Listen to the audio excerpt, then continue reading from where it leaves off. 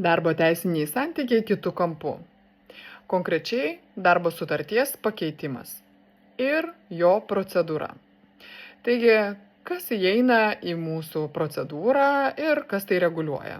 O būtent darbo kodekso 45 straipsnis, jei darbo sutartis keičiama darbdavio iniciatyva.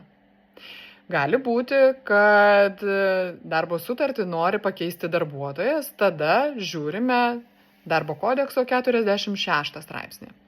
Tačiau grįžtant prie 45 straipsnio formuluotės, mes turime konkrečią procedūrą, kurią turime įvykdyti, tai yra keletas dokumentų visoje procedūroje.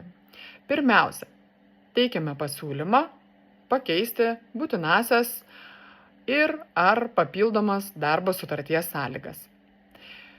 Tame pačiame pasiūlyme gali būti išreikštas arba atskirai, kaip atskira forma pateiktas darbuotojo sutikimas su keičiamomis arba planuojamomis keisti darbo sutarties sąlygomis.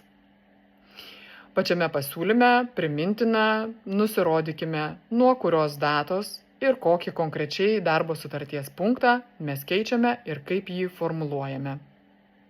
Kaip minėjau, darbo sąlygų pakeitime, būtent tame pasiūlyme, darbdavys pateikia darbuotojui ir pabaigoje žymą, ar darbuotojas sutinka ar nesutinka, ir pačiame pasiūlyme mes galime turėti išreikštą darbuotojo valią su aukščiau nurodytomis darbo sutarties pakeitimo sąlygomis.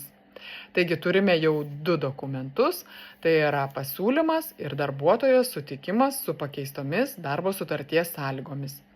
Trečias dokumentas būtų pats darbo sutarties pakeitimas.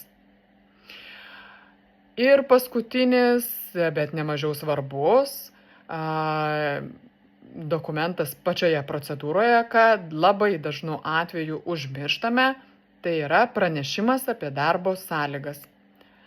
Jį reguliuoja būtent darbo kodekso 44 straipsnis, 13 sąlygų, kurias mes turime paminėti pranešime apie darbo sąlygas. Jisai paprastai yra teikiamas darbo santykių pradžioje, prieš pateikiant darbo sutartį. Tačiau būtent 44 straipsnis numato, kad jeigu darbo sutarties sąlygos pasikeičia kažkuris tai punktas, tokį pranešimą mes pakartotinai teikiam darbuotojui, būtent keičiant darbo sutarties sąlygas.